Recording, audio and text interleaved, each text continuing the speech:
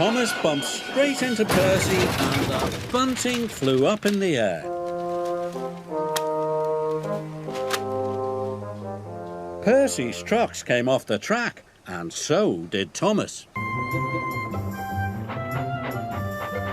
When he saw Thomas in the sidings, he took a big puff and blew as loud as he could.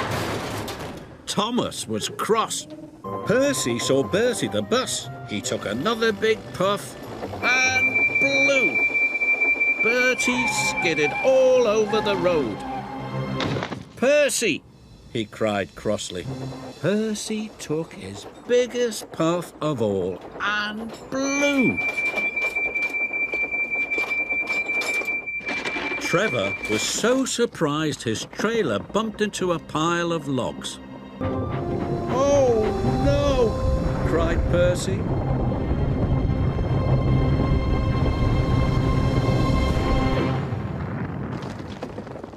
Luckily, no one was hurt.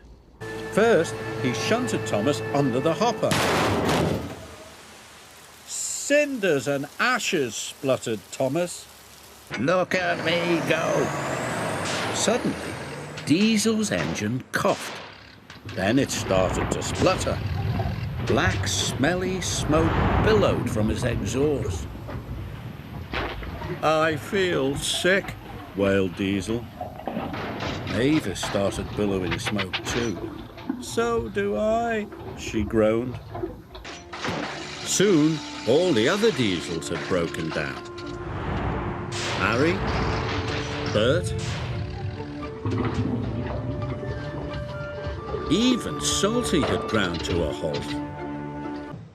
He tried his best to be gentle, but he shunted the buffet car so hard everything flew into the air. There were more complaints than ever, but the trucks were naughtier than ever. They rocked and rolled and crashed and bashed. James's face was soon covered in soot. James had to put his brakes on with a jolt. Coal tumbled out of the trucks, landing on James. James was cross and biffed the trucks as hard as he could. More coal flew out. Now James didn't want to be seen. He was as dirty as he had ever been. Thomas went too fast and gave the coaches a mighty biff. The carriages rolled along the line and bumped into James. "Soon be over," Thomas said to himself. And it soon was.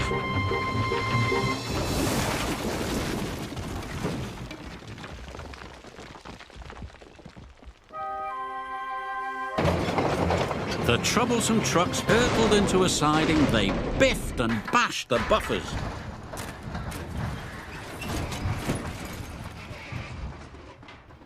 But the station was safe. Percy rounded the bend. The pipe slipped and fell all over the track. But Percy puffed on.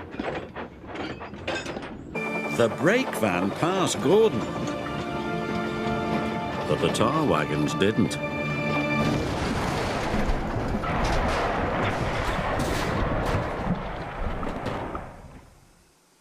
"We can't go on," said his driver. Thomas pulled to a slow, sad stop by a signal box.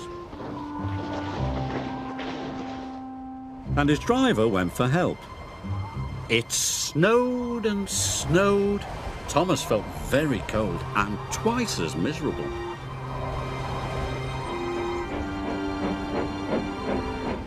This made Emily very cross, and she biffed them very hard. "Oh no!" they cried, and splashed into the duck pond. Emily was covered in a floury mess. Then there was trouble. Rocks fell and blocked the line. Emily had to wait for help. But when Percy backed up to collect his carriages, he bumped them very hard. No, no, no, you need to puff smoothly. Everyone watched as he puffed into a big pile of snow. Yuck! Coughed Gordon. But as the stone was loaded onto the trucks, a big cloud of stone whooshed down and landed right on top of Thomas. Yuck! Suddenly he bumped into a truck. The truck rolled into a lever. Then there was a whooshing sound. Oh no! James puffed. Coal poured out everywhere. It poured onto the tracks and all over Gordon, James and Emily. Just then, Gordon blew to clean his funnel. Coal dust shot into the air. It covered the Fat Controller and the railway inspector. Sorry, coughed Gordon. Then there was trouble. With a horrible creak and a terrible crack, Thomas's traction rods broke. Thomas stopped with a jolt. Suddenly, it was very quiet. The eggs started to bounce in their boxes. Then Thomas changed lines. It caused a big bump. The eggs were breaking. Thomas came to a junction. Thomas braked as hard as he could. But the fish trucks were too heavy.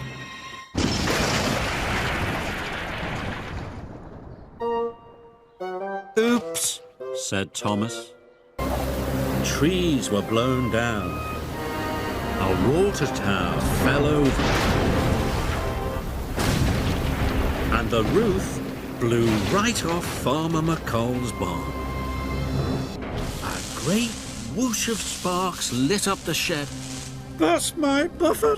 cried Emily. Emily was scared. She didn't notice the huge white tarpaulin.